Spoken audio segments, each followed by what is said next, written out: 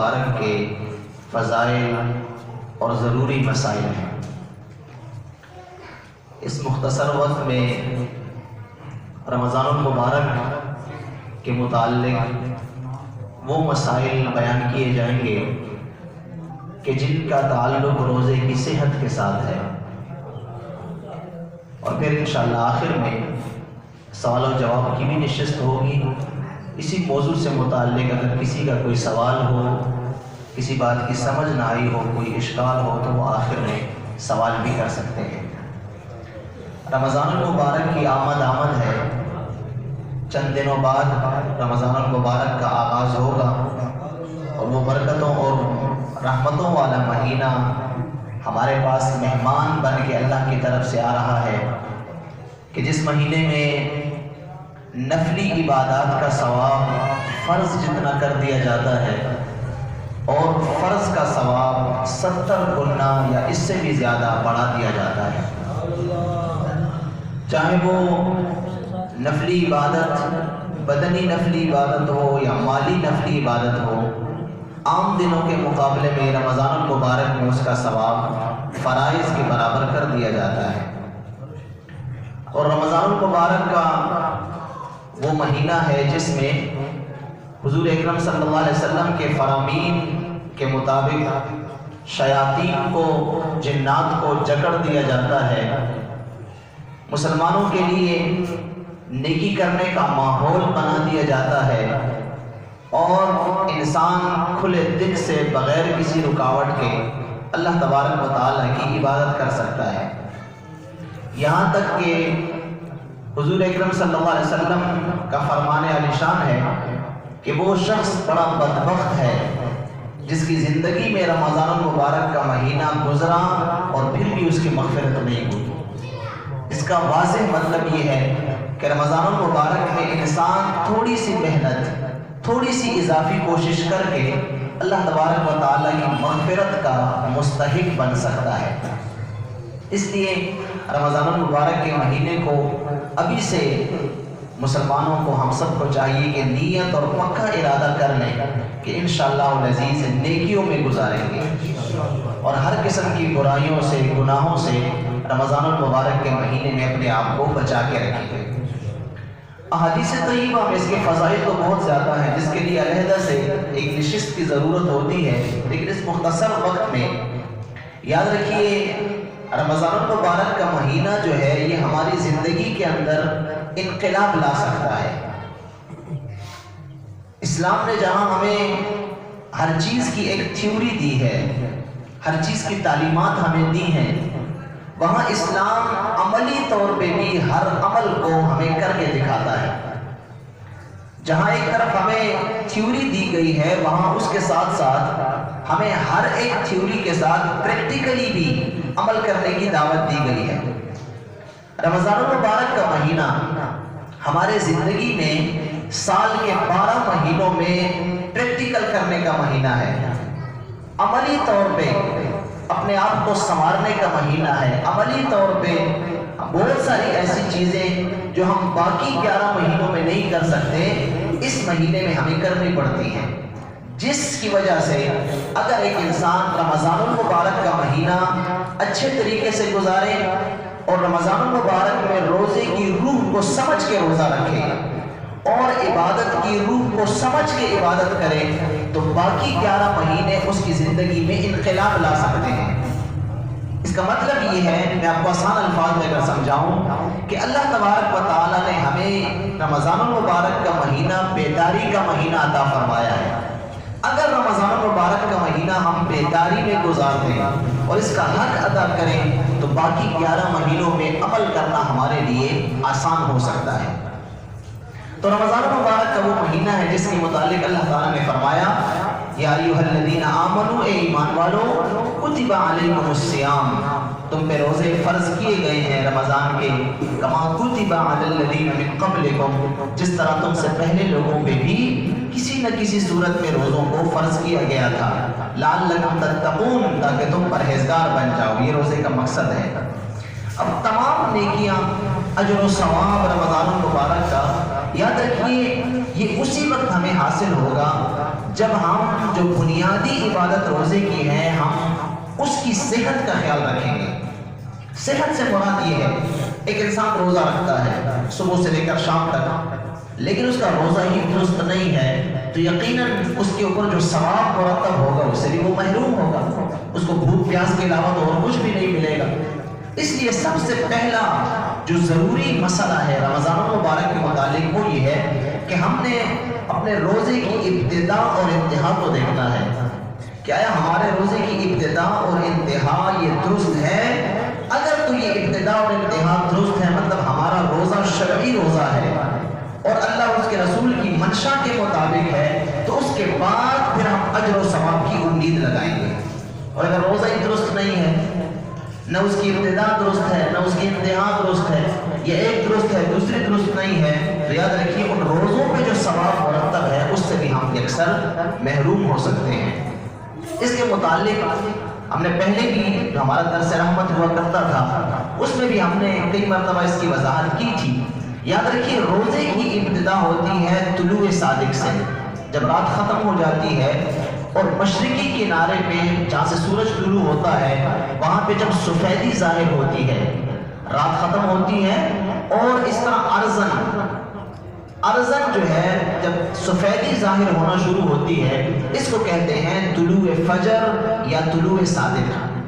یہ روزے کا ابتدائی لمحہ ہے، یہاں سے روزے کی ابتدا ہوتی ہے اور پھر جب شام کو سورج غروب ہوتا ہے تو غروب ہوتے ہی روزے کی انتہا ہو جاتی ہے، یعنی روزہ ختم کر دیا جاتا ہے۔ اب یہ طلوع صادق جو ہے یاد رکھیے،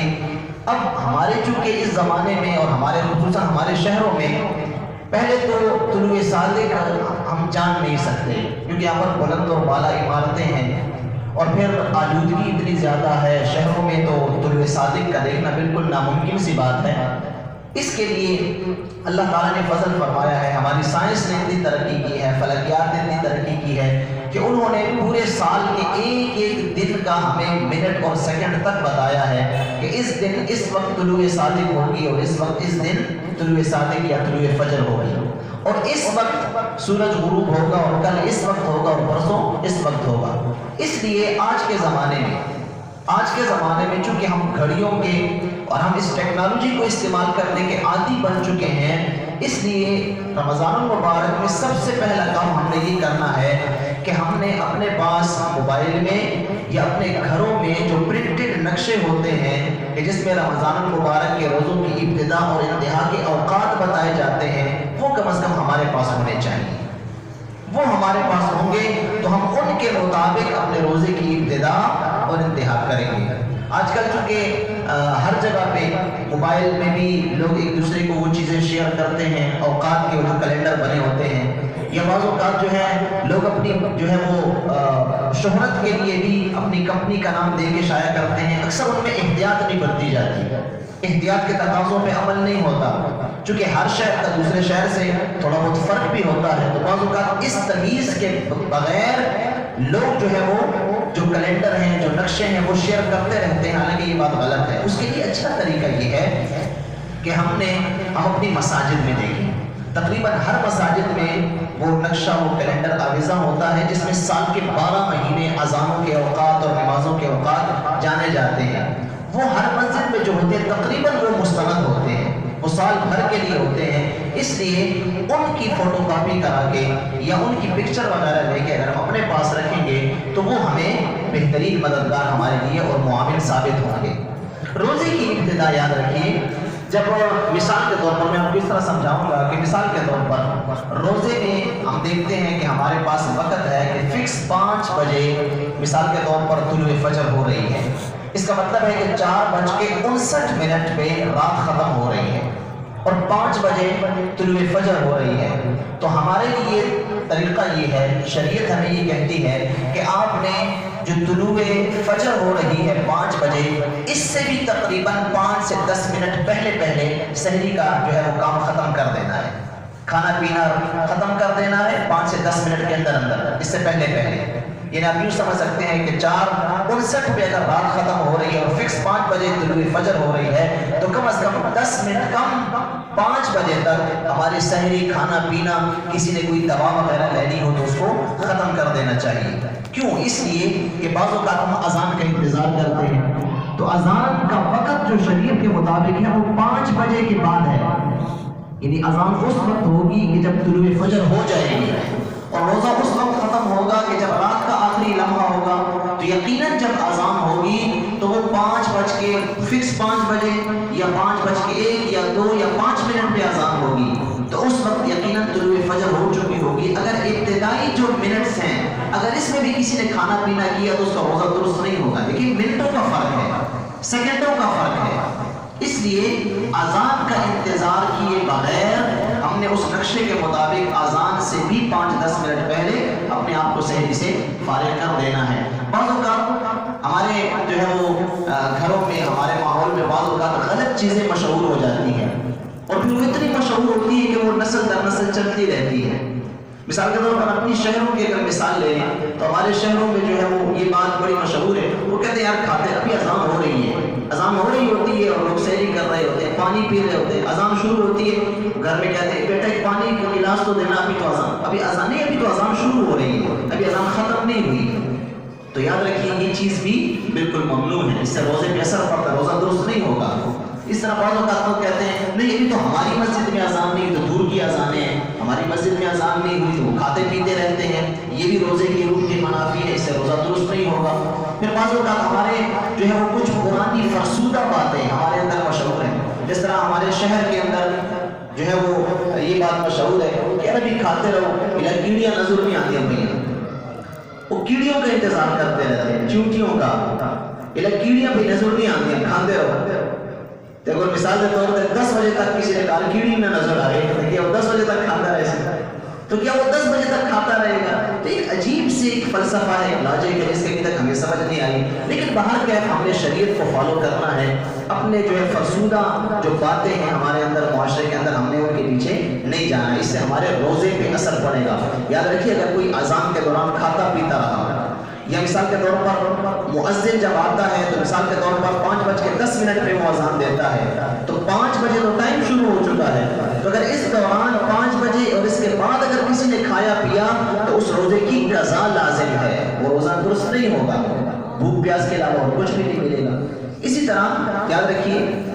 افطار کے وقت اکثر جو ہے ہم لوگ اذان پہ ہی اعتبار کر کے روزہ جو ہے وہ کھولتے ہیں، اس وقت اگر انسان اذان کا اعتبار کرے تو پھر درست ہے۔ کیوں کہ غروب آفتاب جب ہو جاتا ہے تو اس کے بعد اذان دی جاتی ہے، اور غروب آفتاب کے ساتھ ہی روزہ توڑنے کا افطار کرنے کا وقت بھی شروع ہو جاتا ہے، تو پھر اذان چونکہ 2-3-5 منٹ بعد دی جاتی ہے، اس لیے اگر انسان اذان کا انتظار کر کے اذان کے ساتھ روزہ افطار کرے تو افطار میں اذان کی رعایت کرنا یہ درست ہے۔ لیکن پھر بھی میں نے آپ کو کہا کہ کم از کم ہمیں وقت کا بھی پتہ ہونا چاہیے کہ مثال کے طور پر آج جو ہے مغرب کی اذان ہونی ہے مثال کے طور پر 6:30 پہ،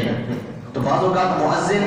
جو ہے اس کا بھی روزہ ہوتا ہے، بعض اوقات اس کو سمجھ نہیں پڑتی، ہو سکتا ہے اس گھڑی کی سوئیاں اس کو غلط نظر آ رہی ہوں، وہ کسی دوسرے کی بنیاد پہ کسی دوسرے کے کہنے کی بنیاد پہ اذان شروع کر دے، تو اگر اس نے وقت سے پہلے اذان دے دی، 1 منٹ پہلے بھی اذان دی اور کسی نے روزہ اس پہ توڑ لیا، افطار کر لیا، تو اس روزے کی قضا بھی لازم ہے، وہ روزہ بھی درست نہیں ہوگا۔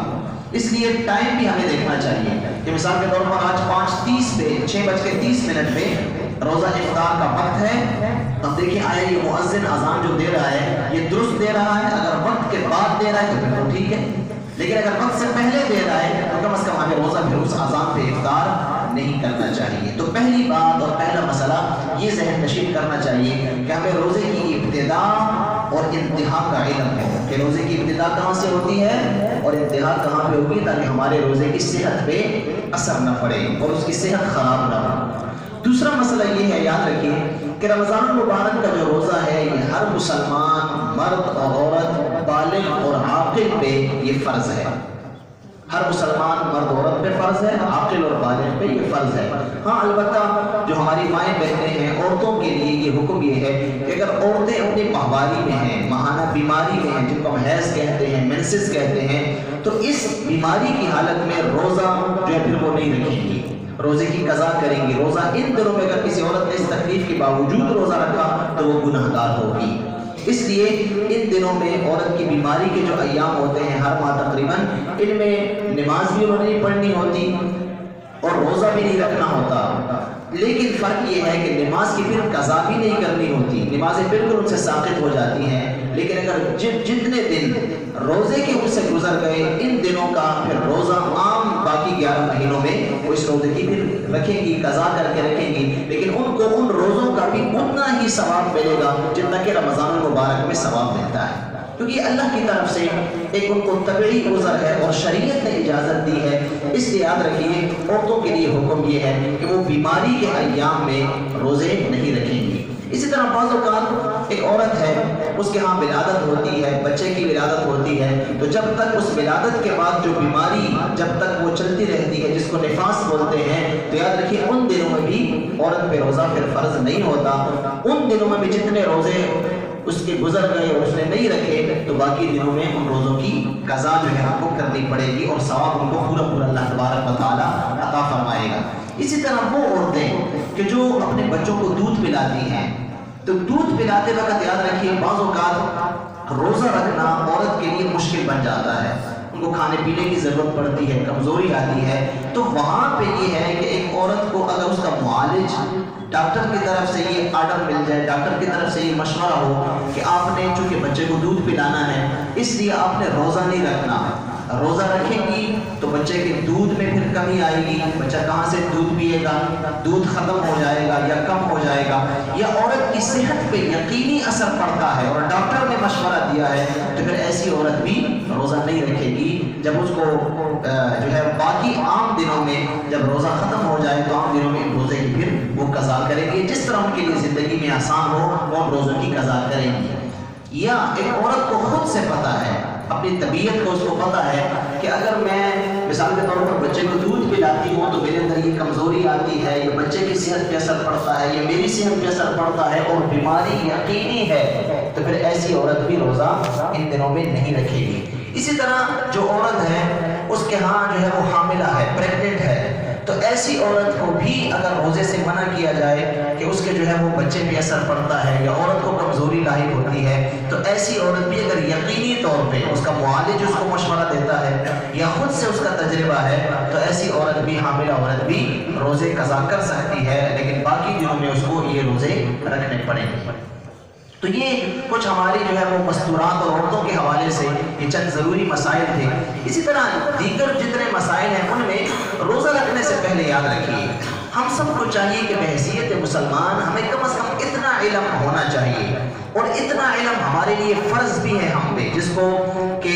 آپ یوں سمجھیے کہ فرض علم کہتے ہیں، کہ کم از کم روزے کا ہر مسلمان کو یہ علم ہونا چاہیے کہ کن کن چیزوں سے میرا روزہ ٹوٹتا ہے، کن چیزوں سے میرے روزے پہ اثر پڑتا ہے، تو ایسی چیزوں کا ہمیں علم ہونا یہ ضروری ہے۔ اس کے لیے آپ علماء سے بھی پوچھ گچھ کر سکتے ہیں، ان سے اپنی تربیت کروا سکتے ہیں، اور اسی طرح جو ہمارے اہل سنت علماء کی جو مستند کتابیں ہیں ان کتابوں کا مطالعہ کر کے بھی آپ اس چیز کا علم حاصل کر سکتے ہیں کہ کن چیزوں سے روزہ ٹوٹتا ہے اور کن چیزوں سے روزہ نہیں ٹوٹتا۔ اس لیے یاد رکھیے روزے کے دوران جو ہے وہ کھانا پینا بھی حرام ہے، کھانے پینے سے بھی روزہ ٹوٹتا ہے۔ اسی طرح عمل ازدواج جو ہے اگر روزے کی حالت میں کوئی شخص کرتا ہے اپنی بیوی کے ساتھ تو اس سے بھی روزہ ٹوٹ جاتا ہے۔ لیکن یاد رکھیے روزے کی حالت میں اگر کوئی بھول کے کھا پی لیتا ہے، اس کو روزہ یاد ہی نہیں ہے، اس نے کھانا پینا کر لیا، بھول کے کر لیا، یا عمل ازدواج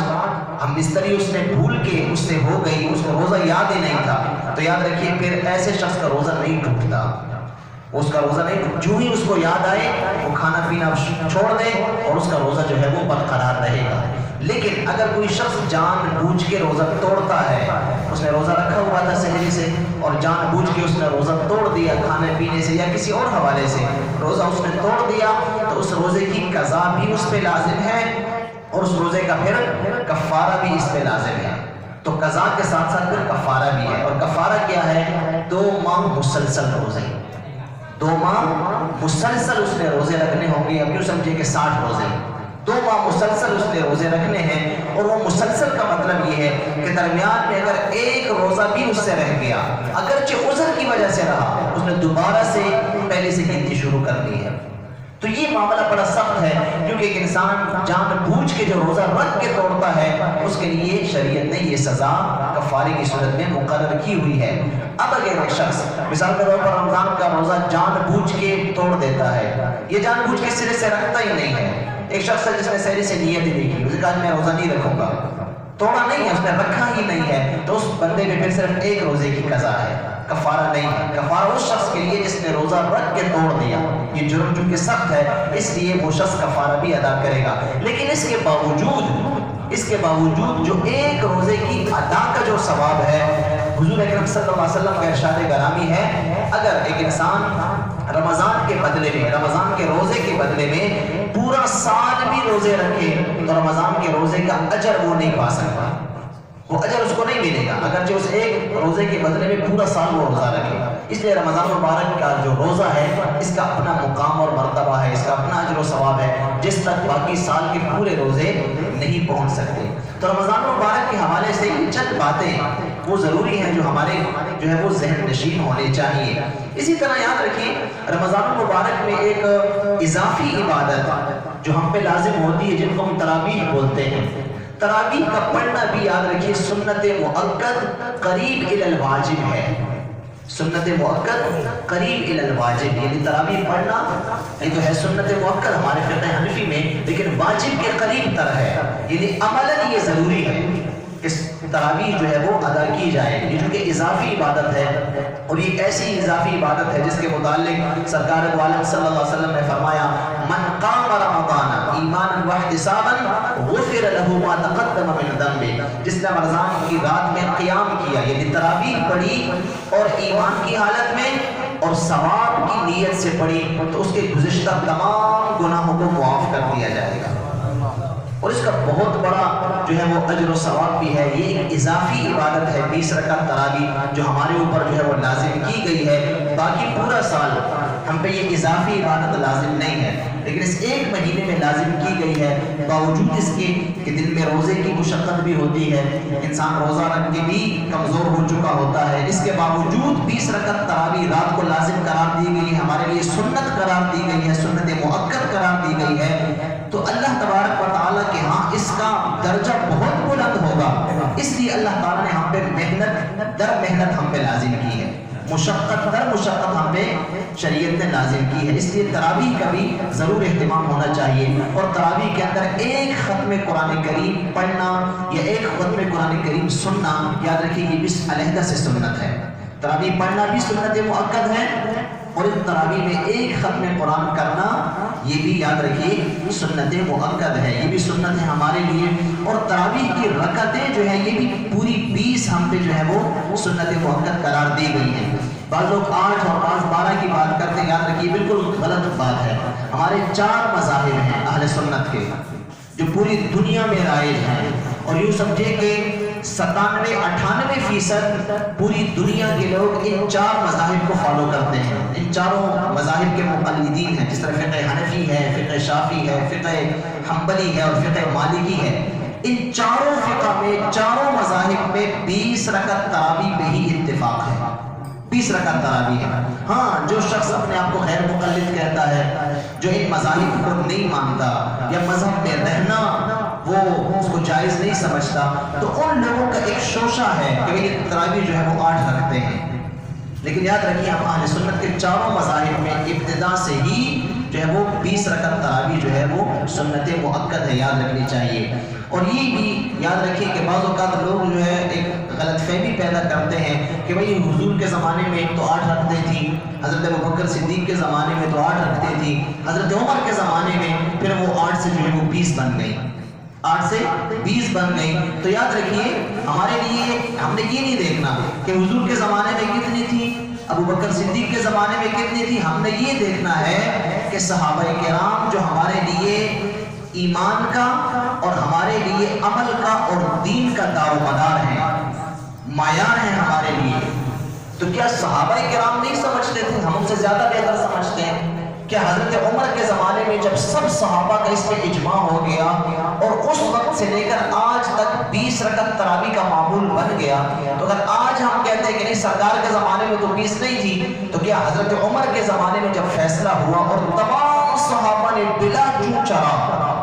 20 رکعت تراویح کو اپنا معمول بنا لیا تو کیا ہم صحابہ سے بھی زیادہ اچھے سمجھتے ہیں؟ حالانکہ سرکار کا فرمان ہے علیکم بسنتی وسنت الخلفاء الراشدین المہدیین، تم پہ میری سنت بھی لازم ہے اور میرے خلفاء کی سنت بھی لازم ہے۔ تو اس لیے یاد رکھیے، ہم یہ نہیں کہہ سکتے کہ یہ دین کے خلاف ہے، نہیں، ہمارے لیے صحابہ کرام کا جو اجماع کہتے ہیں کہ کوئی ایسا مسئلہ کہ جو ہمیں حضور کے زمانے میں نہ ملتا ہو، بعد کے زمانے میں پورے صحابہ نے اس کو مان لیا ہو اور کسی صحابی نے اس سے انکار نہ کیا ہو، اس کو معمول بنا لیا ہو، تو یہ بھی ہمارے لیے ایسی ہی ہے، یہ مسئلہ ایسا ہی ہے۔ یاد رکھیے شریعت کا قانون ہے کہ جیسا ہمارے لیے قرآن اور حدیث کا حکم ہے، اجماع صحابہ جس کو کہتے ہیں، جس لیے یاد رکھیے ہم نے صحابہ کرام کو بھی فالو کرنا ہے اور وہی ہمارے لیے۔ ہاں، حضرت عمر کے زمانے میں جب 20 رکعت تراویح کو معمول بنا لیا گیا، اب ہمارے لیے دین وہی 20 رکعتیں ہیں۔ اور پھر عجیب بات یہ ہے، جو لوگ یہ غلط فہمی پیدا کرتے ہیں، اگر آپ سے کوئی کہے تو آپ ان کو یوں کہا کیجئے کہ بھئی اگر ٹھیک ہے ہم 8 رکعتیں کریں گے، لیکن وہ لوگ جو 8 رکعتوں کے قائل ہیں، 20 کی بجائے 8 رکعتیں پڑھتے ہیں یا لوگوں کو بھی کہتے ہیں، تو پھر ان 8 رکعتیں وہ روزانہ پڑھتے ہیں رمضان کی ہر رات میں، اور ان 8 رکعتوں میں رمضان میں وہ ختم قرآن بھی کرتے ہیں۔ حالانکہ اگر یہی معمول ہے کہ حضور نے 8 رکعتیں پڑھی تھی تو حضور نے تو روزانہ پڑھی نہیں تھی، یہ بھی صریح حدیث ہے۔ حضور نے رمضان المبارک کے مہینے میں روزانہ 8 رکعتیں نہیں پڑھائیں۔ حضور اکرم صلی اللہ علیہ وسلم کا جو معمول تھا قیام اللیل کا، 8 رکعتیں یا 12 رکعتیں یا اس سے زیادہ رکعتیں، تو وہ تو آپ پورا سال پڑھا کرتے تھے، صرف رمضان میں تو نہیں تھا۔ تو پھر چاہیے یہ کہ جو لوگ 8 رکعتوں کی بات کرتے ہیں تو پھر رمضان میں نہیں بلکہ وہ پورا سال پڑھیں۔ اسی طرح حضور اکرم صلی اللہ علیہ وسلم نے صرف 3 دن یا بعض روایت میں آتا ہے کہ 2 دن آپ نے جو ہے وہ تراویح کی نماز صحابہ کو باجماعت پڑھائی تھی۔ حضور کے زمانے میں باجماعت تراویح نہیں تھی، نہ ابوبکر صدیق کے زمانے میں تھی۔ تو پھر جو لوگ 8 رکعتوں کے قائل ہیں اور حضور کا زمانہ ہمیں یاد دلاتے ہیں، تو پھر چاہیے کہ وہ جماعت کے ساتھ بھی نہ پڑھیں۔ حضور نے تو 2 یا 3 دن جماعت کے ساتھ پڑھی تھی، چاہیے کہ پھر جماعت ہی نہ ہو، پھر جماعت بھی خلاف سنت ہے۔ حضور کے زمانے میں جو 2-3 دن پڑھی گئی اس میں تو ختم قرآن بھی نہیں ہوا، قرآن کی تلاوت اس طرح نہیں تھی جس طرح کہ آج مسلسل سپارہ تر سپارہ پڑھا جاتا ہے۔ تو پھر جو لوگ 8 رکعتوں کے قائل ہیں پھر وہ ختم قرآن بھی نہ کریں۔ تو عجیب بات ہے کہ صرف رکعتوں میں تو وہ حضور کا زمانہ یاد دلاتے ہیں، لیکن تعداد اس کے حوالے سے، جماعت کے حوالے سے، روزانہ کی جماعت اور اس میں پھر ختم قرآن کے حوالے سے حضور کا زمانہ انہیں یاد نہیں رہتا۔ حضرت عمر رضی اللہ تعالیٰ عنہ کے زمانے میں یہ آپ ہی کا ایک کارنامہ ہے کہ آپ نے تمام صحابہ کو جمع کیا۔ حضرت ابی بن کعب رضی اللہ تعالیٰ عنہ سے ارشاد فرمایا کہ آپ آگے بڑھیے اور ختم قرآن شروع کیجیے۔ تو حضرت عمر کے زمانے میں جو ہے وہ مسجد میں ایک جماعت کے ساتھ 20 رکعت تراویح کا معمول بنا اور اسی 20 رکعتوں پہ اجماع ہوا، اور الحمدللہ آج تک دنیا کے 98% مسلمان 20 رکعت نماز تراویح ہی کو سنت سمجھتے ہیں۔ اس لیے ہم نے حضرات صحابہ کرام کو فالو کرنا ہے، جو ہمیں دین نے جو اصول ہمیں دیے ہیں، ہم نے انہی اصولوں پہ چل کے شریعت مطہرہ کو سمجھنا ہے۔ تو رمضان المبارک میں یہ ایک اضافی عبادت تراویح کی ہوتی ہے، اس میں بھی جو ہے وہ شوق اور ذوق کے ساتھ شریک ہونا چاہیے۔ دوسری بات یہ کہ بعض اوقات ہمارے اندر کچھ غلط فہمیاں ہوتی ہیں، وہ یہ ہوتی ہے کہ رمضان المبارک کے جو ابتدائی ایام ہوتے ہیں ان میں ختم قرآن کریم تراویح پڑھتے ہیں، سنتے ہیں، لیکن جو ہی ختم قرآن ہو جاتا ہے ہم تراویح پڑھنا ہی چھوڑ دیتے ہیں۔ یاد رکھیے، آپ کو میں نے شروع میں بتایا کہ روزانہ ہر رات 20 رکعت تراویح پڑھنا سنت ہے، اور ایک ختم شریف وہ بھی علیحدہ سے سنت ہے۔ بعض اوقات لوگ سمجھتے ہیں کہ چلو یار ٹھیک ہے، ہماری مسجد میں تو جو ہے وہ 20 دنوں کا، 15 دنوں کا، 25 اور 27 دنوں کا ختم ہوتا ہے، تھوڑا تھوڑا ایک پارہ 2 پارے پڑھتے ہیں، چلو فلاں مسجد میں جو ہے وہ 3 دن کا ختم ہے، 5 دن کا ہے، 6 دن کا ہے، ہم وہاں چلے جائیں گے۔ تو وہ ان کا جانے کا مقصد یہ ہوتا ہے کہ چلو ختم بھی 2-3 دن 4 دن مشقت ہے، بس گزر جائے گی جس طرح بھی ہوگا، پھر ہم اس کے بعد پھر تراویح پڑھنا ہی چھوڑ دیتے ہیں۔ اکثر جن لوگوں ہمارے وہ کاروباری ہمارے بھائی وہ دوست احباب کہ جو کہتے ہیں کہ رمضان مبارک میں ہمارا سیزن ہوتا ہے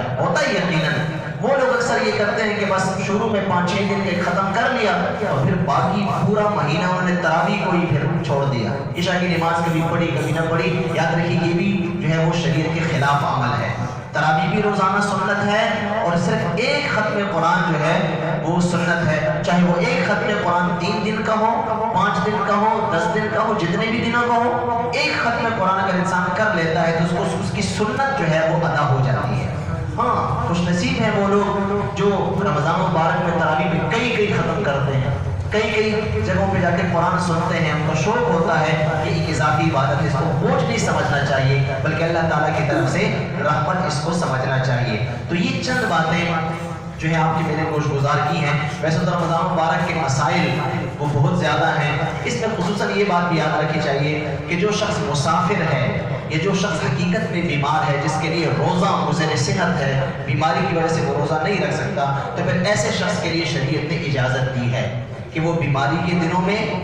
یا سفر، جب وہ شرعی سفر کر رہا ہو تقریباً 92 کلومیٹر یا اس سے زیادہ دور اس نے جانے کا ارادہ کیا ہوا ہے، تو وہ شخص روزہ پھر نہ رکھے، شریعت کی طرف سے اس کو اجازت ہے۔ لیکن جب رمضان مبارک گزر جائے گا تو باقی سال کے 11 مہینوں میں ان روزوں کی بھی قضا اس کو کرنی پڑے گی۔ تو یہ مسئلہ بھی ایک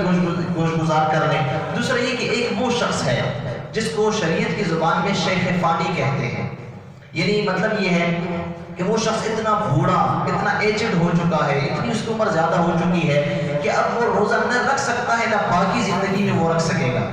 بالکل روزہ رکھنے کی طاقت ہی اس میں نہیں ہے۔ تو پھر ایسا شخص یاد رکھیے اگر وہ خود صاحب استطاعت ہے تو وہ شخص پھر روزوں کا فدیہ ادا کرے گا، ہر روزے کا فدیہ، اور ہر روزے کا فدیہ یاد رکھیے اتنی ہی مقدار ہوتی ہے کہ جتنی مقدار اس سال فطرانے کی رقم ہوتی ہے۔ یعنی ہر سال عید کے موقع پہ جو ہم فطرانہ واجب ادا کرتے ہیں، جس کو پشتو میں سرسایہ کہتے ہیں، فطرانہ کہتے ہیں، تو یہ فطرانہ اور سرسایہ جو ہے ہر سال جتنی اس کی مقدار ہوگی اتنی ہی مقدار ہر روزے کا فدیہ ہوگا۔ ایک شخص اگر صاحب استطاعت ہے اور وہ روزے نہیں رکھ سکتا یا زیادہ عمر کی وجہ سے، یا ایک ایسا شخص ہے کہ جس کو ایسی بیماری لائق ہے کہ جو اس کی مستقل بیماری ہے، اور ایسی بیماری ہے کہ جس سے صحت مند ہونے کی کوئی توقع ہی نہیں ہے۔ ایک شخص ہے وہ گردوں کا مریض ہے، وہ گردوں کا مریض ہے اور ہمیشہ سے ہے، اس کو پتہ ہے کہ میں نے درست تو ہونا نہیں ہے، بس دوائی علاج معالجہ شروع، جس کی وجہ سے اس کا کام چل رہا ہے، زندگی گزر رہی ہے، لیکن وہ روزہ اس کے لیے ٹھیک نہیں ہے۔ بعض اوقات شوگر کا ایسا مریض ہوتا ہے جس کو وقتاً فوقتاً پانی کی ضرورت ہوتی ہے، کچھ کھانے کی ضرورت ہوتی ہے، یا اور کوئی ایسی اس قسم کی بیماری ہے کہ جو اس وقت بھی ہے رمضان کے مہینے میں، اور باقی زندگی میں بھی ایسی بیماری ہے جس میں درست نہیں ہونا، جس طرح شوگر کا مریض ہے، اب جس کو شوگر لائق ہو جاتی ہے تو وہ کوئی معجزہ ہی ہوگا کہ اس کی شوگر ختم ہو جائے، ورنہ شوگر ختم ہوتی نہیں ہے، اور اس کو پتہ ہے کہ مجھے یہ تکلیف ہے، گردوں کی بیماری ہے، مستقل بیماری ہے، تو پھر ایسا شخص بھی روزہ نہیں رکھے گا بلکہ ہر روزے کا فدیہ ادا کرے گا۔ اگر صاحب استطاعت نہیں ہے، فدیہ ادا نہیں کر سکتا، تو پھر بھی یاد رکھیے زندگی میں اس کو اپنے پاس حساب اپنا رکھنا چاہیے کہ میں نے اپنی زندگی کی کتنے سال میں نے روزے کھائے ہیں، روزے میں نے نہیں رکھے۔ تو جب بھی اس کے پاس مال آئے، صاحب استطاعت بن جائے، تو اس نے پچھلے تمام زندگی میں جتنے بھی روزے کھائے ہیں ان تمام کا فدیہ پھر اس کو ادا کرنا پڑے گا۔ پھر یہ بھی ایک سہولت ہے، انسان اگر اکٹھا دینا چاہے، شروع میں دینا چاہے تب بھی دے سکتا ہے، آخر میں دینا چاہے تب بھی دے سکتا ہے، رمضان گزرنے کے بعد دینا چاہے تب بھی دے سکتا ہے، روزانہ کی بنیاد پہ ایک روزے کا فدیہ ادا کرے تب بھی دیا جا سکتا ہے، چند روزوں کا فدیہ ادا کرتے تب بھی